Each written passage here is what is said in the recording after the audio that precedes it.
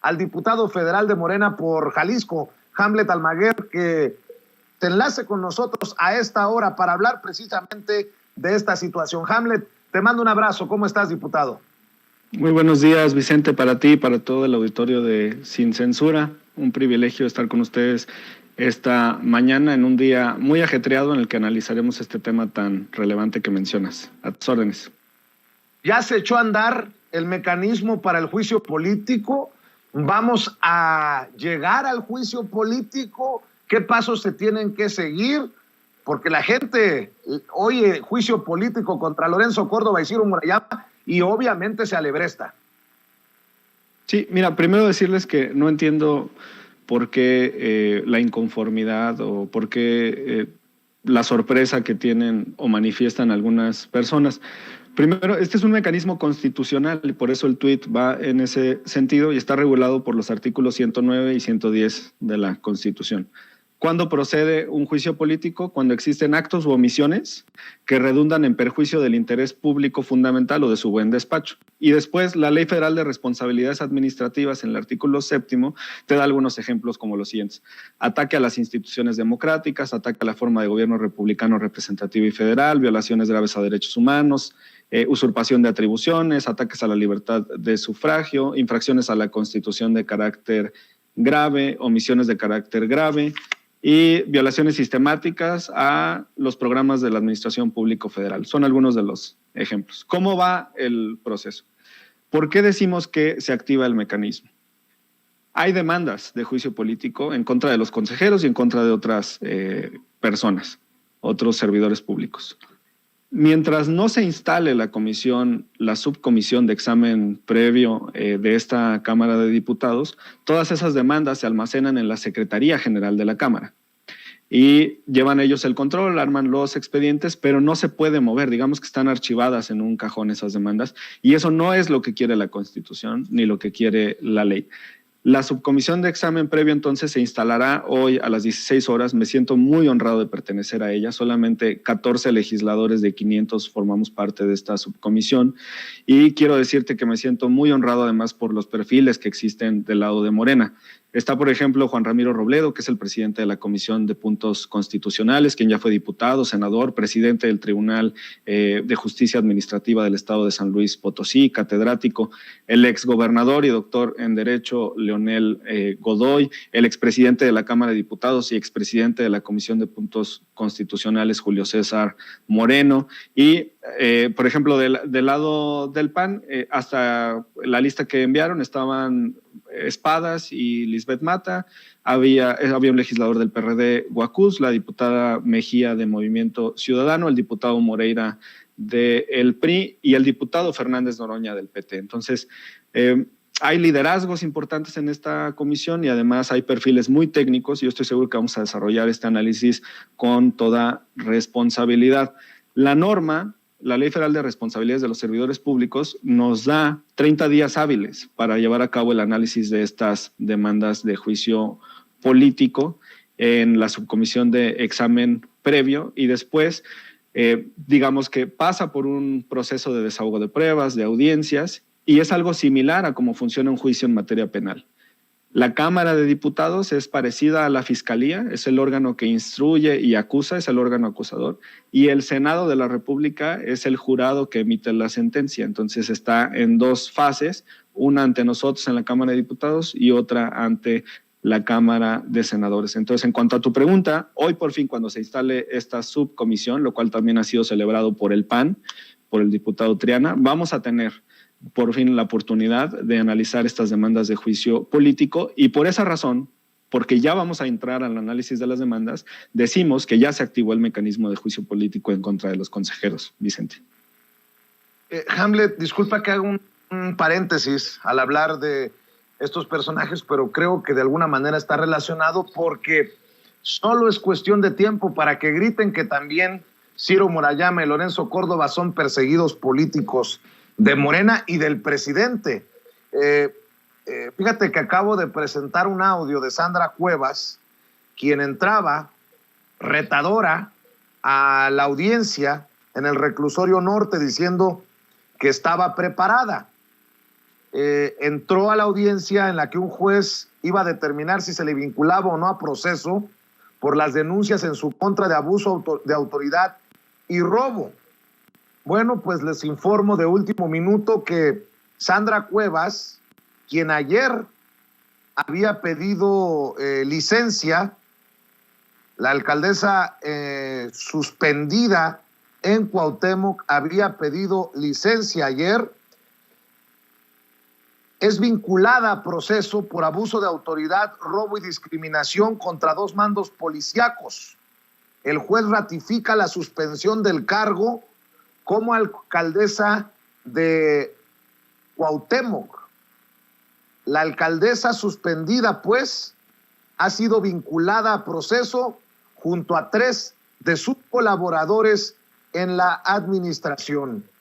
Me imagino que puedes opinar, nos quieres opinar sobre esto, que, bueno, dice la oposición es persecución política y se viene el tema de Ciro Murayama y de Lorenzo Córdoba, y me imagino que por ahí va a ir también la defensa de Ciro Murayama y Lorenzo Córdoba, Hamlet Almaguer. Pues primero decirte que no puedes solicitar licencia a quien se encuentra suspendido de su cargo. Para poder solicitar una licencia tendrías que gozar de un cargo vigente y no es su caso.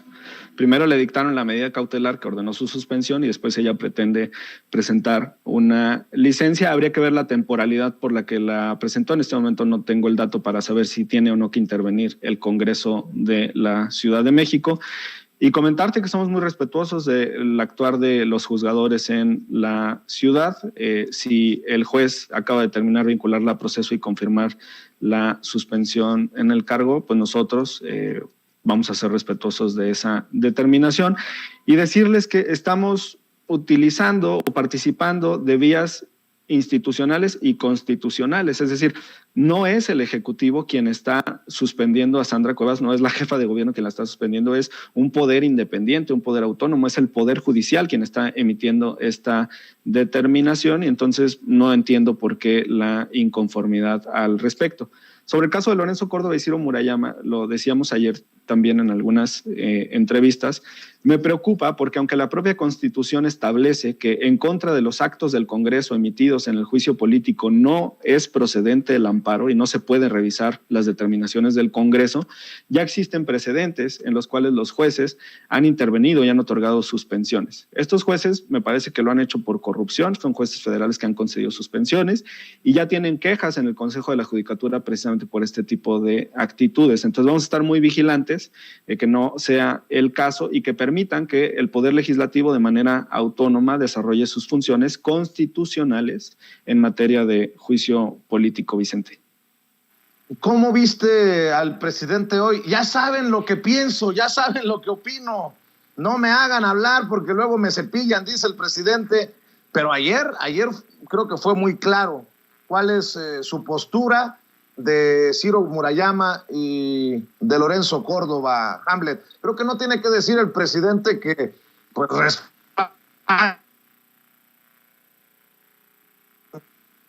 un juicio antidemocrático. En manos de quien está, en manos del Poder Legislativo. Lo que te puedo decir en este momento también, porque me obliga la norma, es que vamos a actuar con toda responsabilidad. Vamos a concederle a Ciro y a Lorenzo garantía de audiencia porque la Constitución se los otorga y entonces tampoco vamos a prejuzgar sobre sus actividades, sobre los hechos que estén en las denuncias, en las demandas de juicio político, pero es evidente, como lo hemos manifestado en diversas ocasiones, que han incumplido con la ley en varios momentos y esto ha sido determinado incluso por tribunales y es evidente frente a los ojos de toda la sociedad.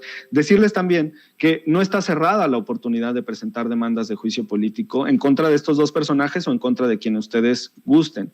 La propia Constitución autoriza que cualquier ciudadano presente una demanda de juicio político y si llegaran 5, 10, 20 demandas en contra de Lorenzo Córdoba, Ciro Murayama, lo que va a pasar seguramente es que se van a acumular en un solo proceso para estos efectos, pero sí me gustaría dejarle muy claro a la audiencia que no está cerrada la litis de este asunto. Estamos abiertos a recibir todas las denuncias que la ciudadanía tenga y vamos a actuar con responsabilidad en esta materia y reiterar que me siento muy honrado por formar parte de esta comisión que va a dictaminar estas demandas de juicio político. Hamlet, ustedes hace unos días habían aprobado en el Pleno de la Cámara de Diputados una iniciativa para que se le diera lectura correcta a la promoción de revocación de mandato que no fuera considerada propaganda gubernamental.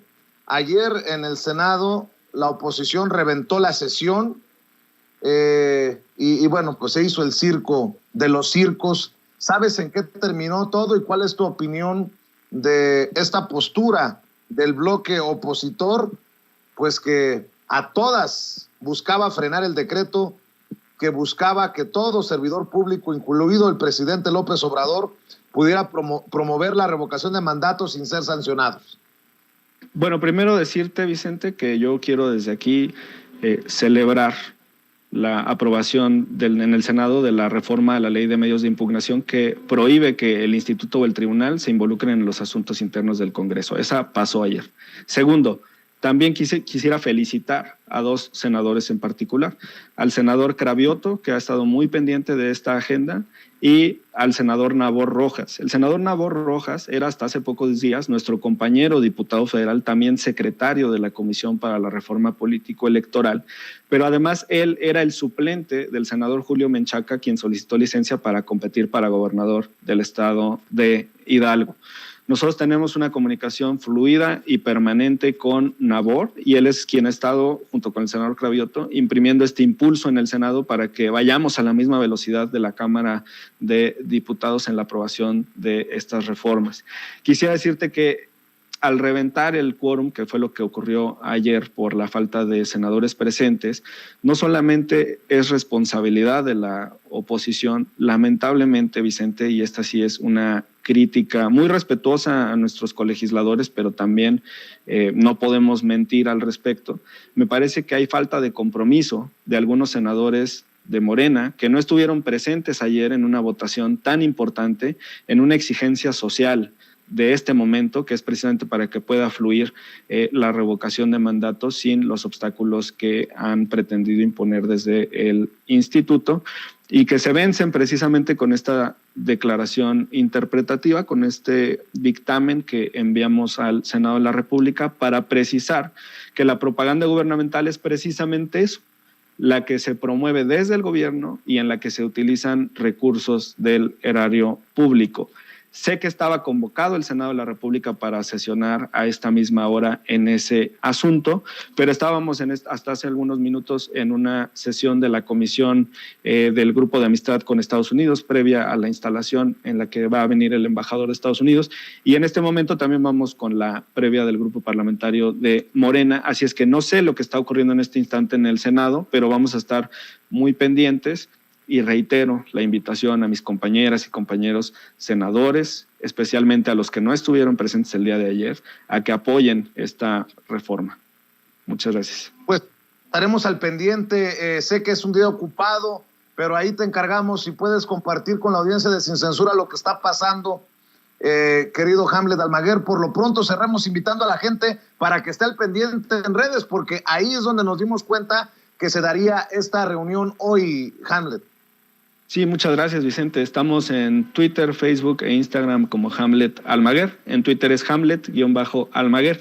Ahí les vamos a estar informando de todos estos temas. Estamos en la Comisión de Puntos Constitucionales, Justicia, Jurisdiccional y Reforma Política Electoral. Todas jurídicas, pero todas muy involucradas con los temas relevantes del momento. Te agradezco mucho por el tiempo y salimos corriendo a la siguiente sesión. Que tengan muy buen día. Gracias, Hamlet. Un abrazo. Hamlet Almaguer, diputado federal de Morena por el estado de Jalisco, quien estará precisamente en esto que podría ser el inicio del proceso para juicio político contra Ciro Murayama y Lorenzo Córdoba.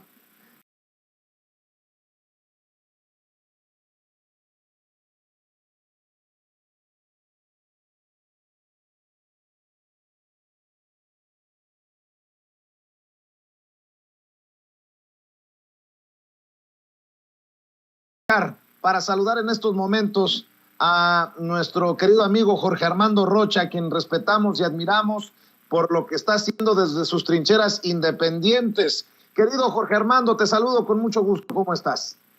Estimados, un placer, como siempre. Muchas gracias por la confianza. Aquí estamos y ya saben que la admiración es mutua para ti, Vicente, para Toño y para todo el equipo. Oye, Jorge Armando, ya que Toño menciona lo de la libertad para expresarse, ¿cómo ves el caso? Y perdón que inicie por esto, porque creo que de alguna manera nos tiene el caso de Mel, personajes de la Cuarta Transformación o comunicadores chairos, por llamarlos de alguna manera, han salido a decir que, pues, que no hay que juzgar al comediante, que solo el público tendría pues la facultad de pasarle juicio a un comediante. Yo creo que es un debate muy interesante, como el de la transparencia en los medios de comunicación. ¿Qué es libertad de expresión y qué termina siendo un delito? Incurres en una falta por misoginia, por machismo, por racismo, por homofobia, y creo que no se le puede permitir espacio a esos flagelos, a esos diferentes tipos de cáncer en la sociedad. Esa es mi opinión. ¿Qué piensas tú, Jorge Armando Rocha? Así es, estimado Vicente, coincido. Yo también creo en la amplia libertad de expresión. No me gusta la censura. No estaría yo promoviendo que alguien fuera callado. Sin embargo, la libertad de expresión sí tiene fronteras, sí tiene límites, no es absoluta. Como cualquier otro derecho en la vida pública, no hay derechos absolutos. Siempre tienen límites. Y en este caso, por ejemplo, de Chumel Torres, que se lanzó en contra de la senadora Berta Carabeo, una cosa es que pueda decir su opinión y otra que sea una campaña de odio o una incitación al odio por su condición de mujer, y en su caso, pues de una forma absolutamente despectiva. Hay que recordar, en el caso de Chumel Torres, que hay un patrón de comportamiento. En su momento se lanzó en contra del hijo menor de edad del presidente López Obrador, de Jesús Ernesto. ¿Se vale atacar a un menor de edad, por ejemplo, que no forma parte del debate público, que no es funcionario? Pues yo creo que no, y ahí hay un límite a la libertad de expresión. Y en el caso de lo que plantea la ley, pues también es claro, uno no puede atacar a alguien en razón de el género, en razón de su condición social, porque hay quienes son muy clasistas, misóginos, y en ese sentido, pues yo creo que debe haber sanciones. Ahora, ¿qué tipo de sanciones? Yo diría desde disculpas públicas hasta que se metan a cursos. Yo no iría por el tema, por ejemplo, de un asunto punitivo de la cárcel, pero sí que cuando menos se fijen los lineamientos del debate. Ahora que comentabas con Toño este asunto muy importante de que los funcionarios públicos pueden pronunciarse en la revocación de mandato, me parece que es esencial, porque además hay varias diferencias, pero algunos o no entienden las diferencias o hacen como que la Virgen les habla. Por ejemplo, en el caso de Vicente Fox, que hizo campaña abiertamente a favor de Felipe Calderón, era el jefe de Estado y estábamos en un tiempo en donde las redes sociales no tenían una penetración como ahora. El hecho de que el presidente inclinara la balanza en esa circunstancia, pues tenía mucho peso. Y es diferente cuando estamos en un proceso de campaña en donde el presidente no está siendo objeto de la valoración ciudadana. En el caso actual, por ejemplo, de la revocación de mandato, el centro del debate es el presidente. Me parece absurda la legislación, que el presidente no se pueda defender, no puede inaugurar un aeropuerto, no puede decir, vamos de esta forma avanzando en la transformación, si el objeto de la discusión es el ejercicio de la presidencia misma. ¿Cómo es posible que sí los opositores pueden darse vuelo, incluso con calumnias, con difamaciones, y el presidente está maniatado, está amordazado? Entonces yo creo que sí se tienen que cambiar esas legislaciones. Me gusta lo que plantea Toño, tendríamos que caminar hacia un modelo de comunicación abierta. Además, como las redes sociales continúan, afortunadamente, estimado Vicente, benditas redes sociales y benditos canales como el tuyo, sin censura, pues ahora el debate es abierto, y mejor que sea abierto y que la gente decida, porque hoy en día cada vez tiene más acceso a la información y la gente no es tonta. No podemos decir, ay, no, es que si el presidente dice tal o cual cosa, las personas en automático van a hacer lo que él mandate. Entonces, bienvenida a la libertad de expresión, pero sí con límites. Una cosa es argumentar, fundamentar, incluso no puede ser muy duro para los debates. Tú eres duro para el debate. Creo que en general los que participamos en este tipo de canales somos duros, somos directos en el debate, sin simulaciones. Pero otra cosa es por una condición social, por una condición física, de género. Ahí me parece que varios se equivocan, y sobre todo los de la ultraderecha, que son muy clasistas y racistas, estimado Vicente. Así es. Oye, hablando de clasistas y racistas, Jorge Armando, qué ridículo este discursito, esta narrativa desde esos que odian a López Obrador por el Aeropuerto Internacional Felipe Ángeles, ¿no? Estamos a días de la inauguración, creo que nos van a acreditar, nos van a aceptar nuestra acreditación para estar ahí en el Aeropuerto Felipe Ángeles de Santa Lucía, pero esos que odian al presidente no solamente dicen que no van a volar de ahí o que es muy complicado llegar, critican hasta que hay figuras de la cultura popular mexicana en los baños, que si el techo parece la Tapo, que por cierto en su momento fue reconocida como una obra muy importante de arquitectura, la central camionera, la Tapo, que si la zona de negocios va a parecer un tianguis, que si hay un mal tino en elegir materiales, colores. Puro clasismo, puras tonterías. No, a veces hasta me da penita ajena, Jorge Armando Rocha.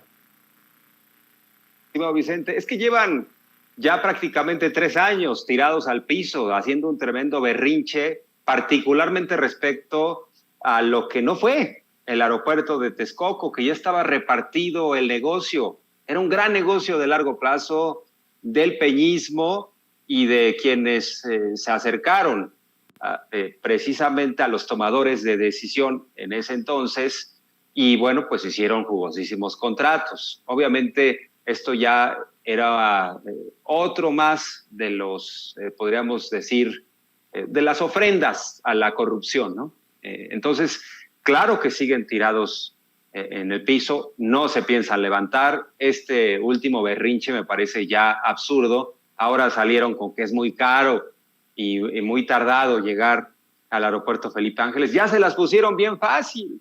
Del punto más lejano de Perisur van a salir camiones, 150 pesos. De Indios Verdes, 50 pesos. ¿Qué más quieren? Ya es el absurdo. Están plenamente como niños berrinchudos, inconsolables, porque en el fondo se les cayó un gran negocio. Y bueno, pues destacar que es un aeropuerto de primer nivel, como pocos en el mundo. Además apostaban a que los militares no iban a poder. También hay que reconocer eso, desprecian a los militares, aunque los respetan porque son los que tienen las armas, los desprecian porque dijeron, no hombre, no va a poder el general López, no va a poder el general Domínguez, ya nos había deslumbrado un arquitecto internacional que, por cierto, tenía ahí algunas obras que fueron un fracaso, incluso se le cayeron en Las Vegas, y uno revisa a ese gran arquitecto que nos trajeron para deslumbrarnos con el caso del aeropuerto de Texcoco. Entonces, en efecto, apostaron al fracaso, dijeron no va a poder despegar un solo avión de ahí porque es muy peligroso, y ahora los mismos que dijeron que no van a utilizar, porque ahí está la contradicción, estimado Vicente. Primero dijeron que no van a utilizar ese aeropuerto, que es una porquería, y los mismos que dicen que no van a utilizar ese aeropuerto se quejan porque va a ser muy caro llegar ahí, que porque va a ser muy tardado. Pues si no lo piensan utilizar, ¿qué más les da, estimado Vicente? Pero ya es el absurdo. Estaba viendo, no lo he leído, pero el que también salió con un colmillo largo y retorcido fue Javier Jiménez Espriu, el exsecretario de Comunicaciones y Transportes, que lanza el libro El nuevo aeropuerto internacional de la Ciudad de México, el pecado original de López Obrador, que revelaría la manera de hacer política pública del presidente. El extitular de la Secretaría de Comunicaciones y Transportes, en este libro, estoy leyendo algunos comentarios, señala que el lago de Texcoco, ahí va para los que siguen defendiendo ese aeropuerto en Texcoco, el lago de Texcoco era el peor sitio, o es el peor sitio para hacer un aeropuerto. Recordó que diferentes expertos calificaron el lago de Texcoco como el peor sitio para el aeropuerto. Esto debido a que la arena de la que está compuesta el suelo, llamada arena virgen, produce un suelo y subsuelo que se mueve de manera aleatoria y no simétrica. Esto quiere decir que no se mueve parejo, por lo que construir ahí una pista implicaba un enorme reto y complejidad.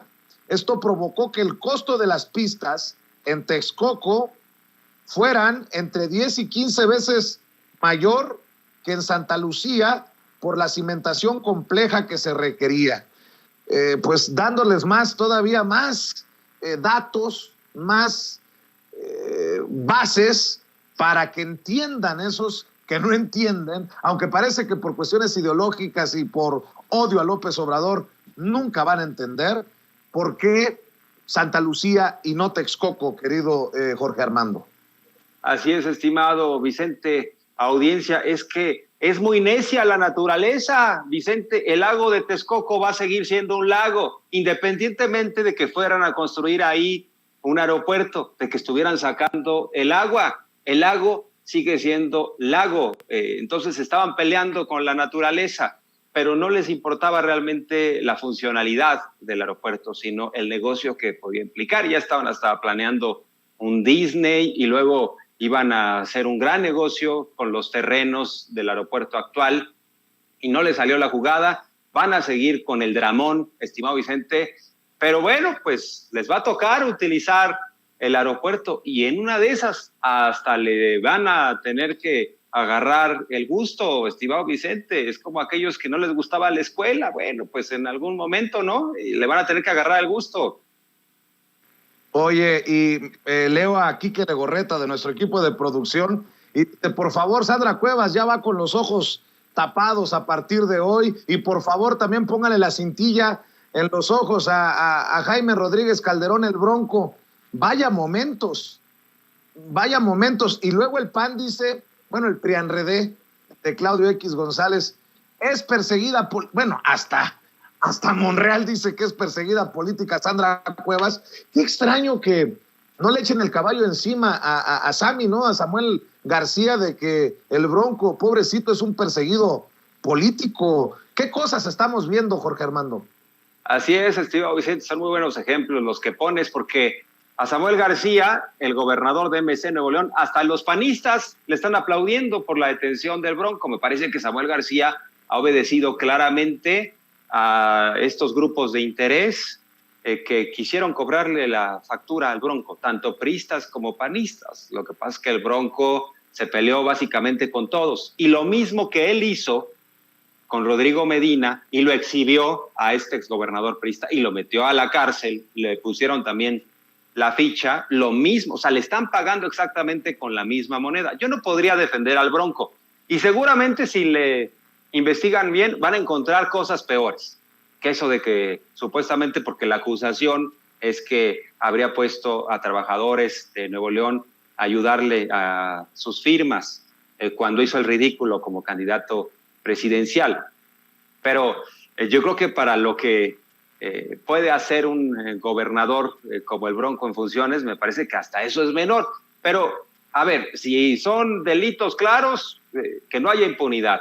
Pero obviamente Samuel García tiene una estrategia mediática, quiere quedar bien con la clase política actual en Nuevo León, es decir, se quiere fortalecer. Él que decía que no le gustaba la vieja política, pues está actuando como Salinas, o sea, el tufo salinista está ahí, es el quinazo de Samuel García, porque además, Vicente, no podemos dejar de señalar que la denuncia en contra del Bronco, por la cual está hoy en día en prisión, es de Samuel García como senador. Entonces, ¿hay o no conflicto de interés? Me parece que es clarísimo que sí, porque como senador a Samuel García no lo pelaron y mágicamente ya llega a ser el señor feudal de Nuevo León, el jefe de la fiscalía, y ya procede la denuncia. No me digan que eso no levanta la sospecha. Y bueno, pues claramente Samuel García está por encima de la fiscalía del Estado de Nuevo León, que me parece peligroso. Ni siquiera se aguantó las formas. Es un niño caprichudo con poder, Samuel García, porque se le adelantó a la fiscalía, festejó esto como si fuera el goleador en un mundial. Me parece que tendría que guardar las formas y que en todo caso se atropelló el debido proceso. Ahora, que el Bronco, si tiene que quedarse ahí, se quede los años que sean, por mí, pero no quiero dejar de señalar que no le compro la idea a Samuel García del justiciero. Y la estrategia de Samuel García es posicionarse porque quiere ser candidato presidencial de Movimiento Ciudadano. Hay que recordar que MC ha dicho, nosotros no vamos a ir con Sí por México, es decir, PRI, PAN, PRD, vamos a ir con nuestro propio candidato presidencial. Se le quiere adelantar a Alfaro, a Colosio, no le va a alcanzar para nada a Samuel García, y yo creo que hay alguien mucho más inteligente que Samuel García, y es Dante Delgado, que es perverso. Él va a buscar tener a alguien que tenga cuando menos 5 o 6 puntos porcentuales y negociar después, o sea, hacia el final con la oposición, decir, ay, que decline por ti, Samuel, por ejemplo, y esto les pueda entregar algo a la oposición, aunque no son asuntos aritméticos, no funciona así una campaña, no funciona así las preferencias, pero ellos piensan que sí. Entonces va por ahí el tema de Samuel, y rápidamente lo de Sandra Cuevas me parece que es indefendible, una mujer altanera, autoritaria. Ahí están los antecedentes, Vicente, ahí están los videos, desde que era presidenta de una organización civil que ella creó, pues llegaba ahí muy prepotente con varios funcionarios, se le ha visto ese talante, ¿no? Y ahora, pues es una acusación que proviene de 2 policías auxiliares en su contra, que dicen básicamente que lo citó en la alcaldía Cuauhtémoc, que los retuvieron más de 1 hora, los regañó, porque además ni siquiera es su facultad, porque hay que recordar que en la Ciudad de México hay un mando centralizado, es decir, los alcaldes coadyuvan, pero no tienen una injerencia absoluta en lo que sucede en el tema de seguridad pública. Entonces tendría que coordinarse con ellos, no regañarlos. Los trató de forma muy despectiva, les dijo, yo les pago, o sea, como si fuera su dinero. Es bastante mentirosa, altanera. Se le está acusando también de robo porque les habrían quitado ahí sus aparatos para mantenerlos incomunicados. También habría participado, de acuerdo a la narración de los hechos de estos policías, ella habría participado en golpes en su contra. Entonces, ¿qué hacemos, estimado Vicente? Como que no sucedió nada. Eso están defendiendo hoy en día los opositores que ya fueron ahí a acompañar a Sandra Cuevas. Por cierto, el Poder Judicial, que es independiente, una jueza ha determinado que continúe suspendida de sus funciones en tanto se resuelve el asunto de fondo. Pero eso están defendiendo los opositores en la Ciudad de México, que haya impunidad solo por el hecho de ser opositor, si no ya te conviertes en perseguido político. Yo creo que no debería ser así. Entonces están pidiendo un cheque en blanco, están pidiendo impunidad para todos ellos. Pueden hacer y deshacer, pueden ser delincuentes en cualquiera de las alcaldías opositoras, y la Fiscalía de la Ciudad de México no podría meterse porque si no van a decir que son perseguidos políticos. Pero está pasando algo similar de lo que sucedió con la línea 12 del metro, que fueron a hacer campaña. Me parece que están haciendo ahora campaña los opositores con este asunto de Sandra Cuevas. Dime quién te defiende y te diré quién eres. La defiende Ricardo Monreal. Dice, es mi amiga. Ah, y por cierto, la defiende a pesar de que abiertamente el presidente López Obrador señaló que Sandra Cuevas es mentirosa, porque puso la entrevista que le dio a Milenio, en donde asegura que López Obrador y Sheinbaum desaparecen a periodistas. Yo creo que ni Loret se atreve a decir eso tan claro. Me parece que es una absoluta mentira lo que plantea Sandra Cuevas, manipuladora. es asesorada por Carlos Alarraqui, que dice lo importante para avanzar en la 4T, o más bien contra la 4T, es decir mentiras, mentiras y más mentiras. Yo creo que Carlos Alarraqui es tan buen asesor, es tan hábil como asesor, que hoy en día Sandra Cuevas está suspendida de sus funciones y todavía le está pagando a Alarraqui por esa asesoría. No, pues qué buen asesor, qué buen asesor. O sea, está rompiendo el récord de esa alcaldesa de pocos meses y ya está metida en severos líos, y luego salió con esta excusa, Vicente, que me parece infantil. A mí me dio mucha risa, en serio, me carcajé cuando escuché que Sandra Cuevas le dijo a Adela Micha, ya en este control de daños, porque primero había dicho que no es cierto que había aventado pelotas con billetes de 500 pesos, después salió huyendo de la Cámara de Diputados cuando reporteros le insistieron sobre el tema, dijo, no voy a hablar de eso, sino de que soy perseguida política. Bueno, me carcajé cuando le dijo a Adela Micha que la verdad fue que ella estuvo muy conmovida porque de forma espontánea llegaron los habitantes de Cuauhtémoc a arroparla, y entre ellos varios niños y niñas, y que resulta que ella tenía en su oficina unas pelotas. O sea, como es común que los alcaldes y alcaldesas guarden ahí pelotas en las oficinas por cualquier cosa, ¿no? Por si se ocupa. Entonces fue y de forma creativa se le ocurrió sacar de su dinero, de su bolsillo, o sea, no de la alcaldía, no le metió mano al dinero del presupuesto, y pegó esos billetes y las pelotas se las aventó a unos niños allá abajo. Y yo digo, sí es cierto, unos niños con bigotito, ya se veían bastante mayorcitos esos niños que tomaron las pelotas con billetes de 500, estimado Vicente. Ay, mi querido Jorge Armando, hoy sí me has hecho reír. Me has hecho reír bastante. Oye, Jorge Armando.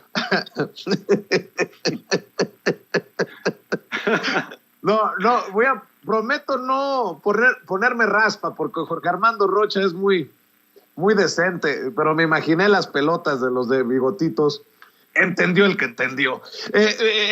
Mi querido Jorge Armando, a ver, no sé si tengas tiempo, pero hay unos temas buenísimos. ¿Tienes tiempo para unos 2, 3 temas más? Si quieres, nos aventamos otros 2 temas, estimado Vicente. Órale.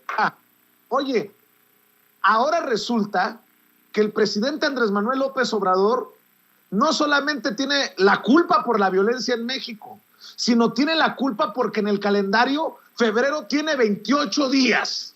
No estoy exagerando. Lo estoy viendo en redes y digo, no, ¿qué cosas escribe Sandra Romandía, periodista de investigación? Me sorprende, que opina en el Universal, que es directora editorial de la revista MX. Fíjense lo que escribe. Y hoy, en la mañanera, el gobierno federal presume que febrero fue el mes con menos homicidios. Claro, fue un mes de 28 días, dice. Al sacar promedio de asesinatos diarios, febrero cierra con más que enero, 81 contra 83. Así la intención de engañar y maquillar resultados. O sea, ¿qué culpa tiene? Ahora es culpa de López Obrador que tengamos 28 días en febrero para sacar los números y poderle presentar los datos a la sociedad. No, estas sí son ganas de golpear, Jorge Hernán. Porque en el caso, por ejemplo, de marzo, abril, van a decir, es que Semana Santa, ¿no? Y la gente se porta bien en Semana Santa. Y lo mismo aseguraron en la pandemia, cuando bajó la violencia, es que es porque la gente no estaba en la calle. Entonces, claramente tienen una postura contraria al presidente López Obrador. Lo odian, lo detestan, no le conceden un solo avance en este país, pero callaban bastante con los presidentes anteriores, eran cómplices. ¿Por qué será? Bueno, sabemos en buena medida que varios comunicadores, periodistas, publirelacionistas les iba bastante bien con otros presidentes, y ahora pues se les cerró la llave de los recursos y todo lo ven mal. Incluso pues sí, van a culpar del clima a López Obrador, Pero en ese sentido, ellos mismos lo convierten en un mesías, estimado Vicente, porque dicen, no, es que si llovió fue por culpa de López Obrador, si no llovió también. Y ellos mismos le están generando cualidades sobrenaturales al presidente López Obrador en esta obsesión. Pero en el caso de la violencia, pues ahí están los datos, ¿no? Que son públicos. Ahora, hay avances, si uno revisa estado por estado. En el caso de la Ciudad de México, de cómo dejó la cosa Mancera, hoy en día hay un 58% de homicidios. O sea, prácticamente estamos hablando de antes se cometían 5 homicidios diarios en la capital del país y ahora 2. Ahora, hay otro punto central, estimado Vicente, que los homicidios dolosos son competencia de los gobiernos estatales, resolverlos. El presidente López Obrador ha decidido en esta estrategia entrarle al quite, pero es un tema, por ejemplo, que tendríamos que revisar. Guanajuato es campeón en homicidios dolosos y nadie dice nada, siendo un estado panista. O sea, voltean hacia otro lado y le quieren adjudicar responsabilidades a López Obrador que desde mi punto de vista, pues no le podríamos adjudicar, porque la descomposición, eso está claro, eso lo entiende cualquier estudiante de sociología. La descomposición social, ¿qué te genera? Pues violencia. Nos dejaron un país roto, estimado Vicente, nos dejaron un país sin infraestructura, sin oportunidades para la gente en términos generales, en donde las autoridades pactaban con los delincuentes, como lo reiteró hoy el presidente López Obrador en el caso de García Luna, y todavía le exigen a López Obrador como si llevara ya 30 años en el poder. Son menos de 3 años, estimado Vicente, y quieren que cambie las cosas. Yo no los vi exigir con el mismo rigor ante Peña Nieto, ante Calderón y ante Fox. Yo no vi que le reclamaran a Calderón cuando presumía lo que sucedía en un febrero que tenía 28 días, ¿no? Entonces sí me parece que es absurdo lo que están haciendo. Y para cerrar, ¿de dónde crees que le salió? ¿De dónde crees que le salió a Felipe Calderón tanto interés en el proceso de revocación de mandato? De unos días para acá ha estado tuiteando mucho y retuiteando más sobre precisamente la revocación de mandato. Fíjate que retuiteó un video de Macario Schettino, este economista que se ha convertido en una voz anti-AMLO abiertamente. Y Macario Schettino habla de no participar en la revocación de mandato. ¿Qué te parece si lo vemos y lo escuchamos y ya me das tu opinión? Para todos los amigos que han estado insistiendo en que hay que ir a la revocación y demás, ojalá ya entiendan, de veras, ojalá entiendan que esto no es una cosa menor. Estamos hablando de una actuación del gobierno que está hecha para ratificar a López Obrador, para con ello fortalecerlo y permitir que se mantenga en el poder más tiempo.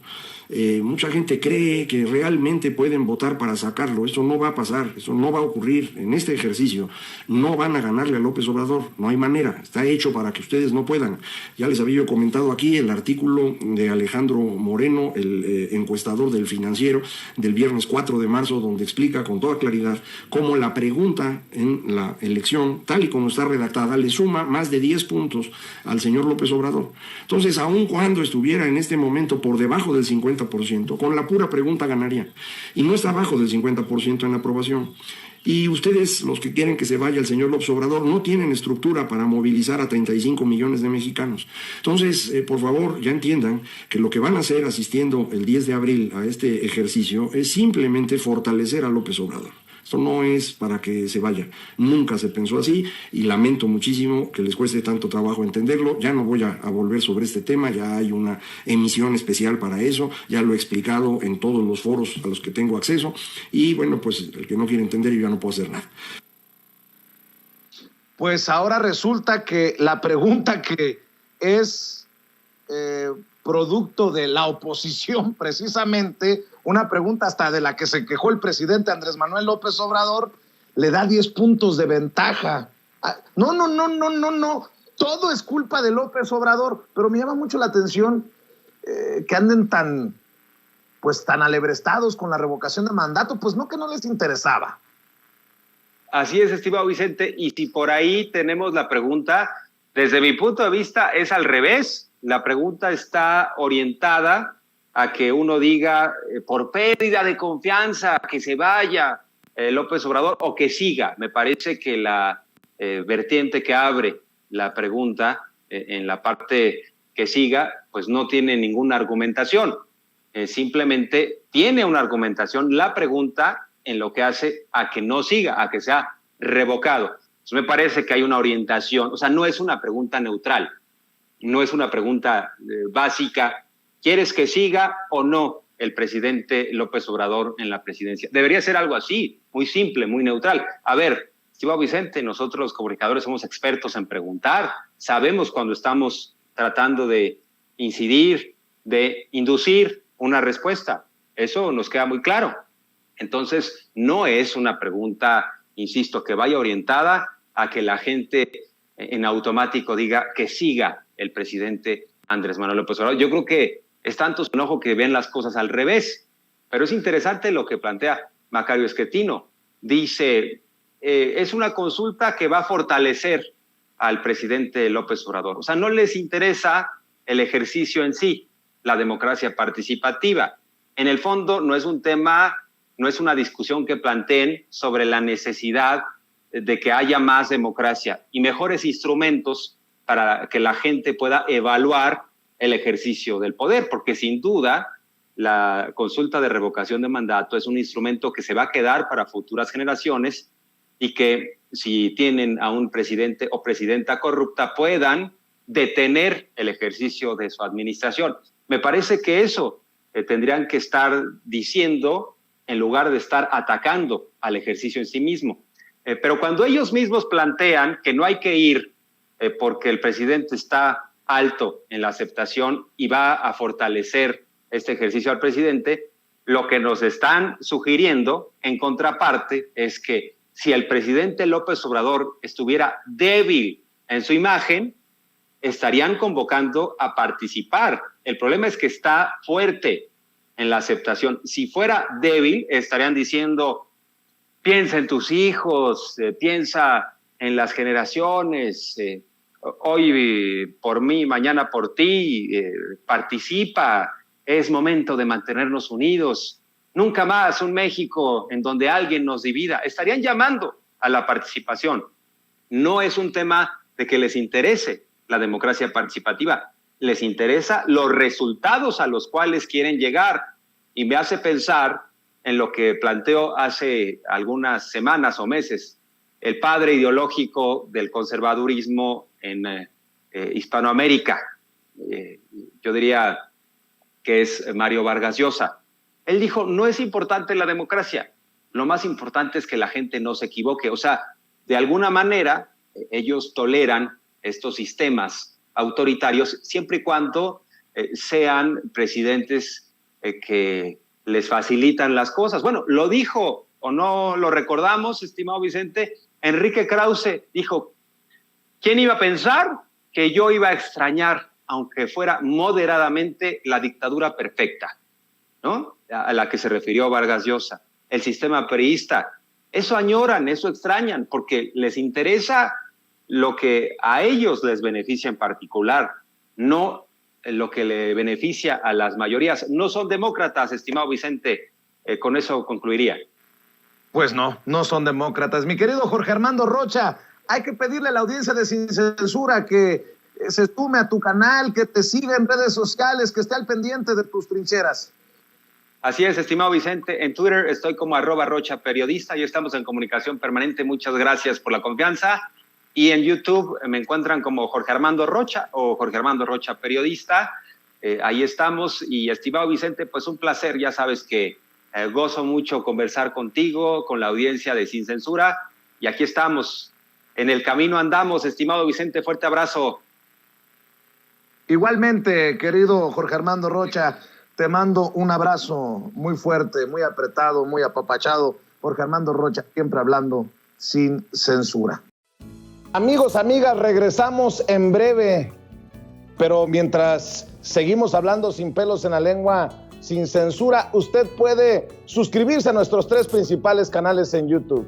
Sin Censura Media, en donde tenemos más de 1,600,000 suscriptores, Sin Censura TV, en donde tenemos más de 1 millón de suscriptores, y en Sin Censura Presenta, en donde queremos llegar muy pronto a los 100,000 suscriptores. Si usted ya está inscrito en Sin Censura Media, suscríbase en Sin Censura TV. Si ya está suscrito en Sin Censura TV y Sin Censura Media, suscríbase a Sin Censura Presenta.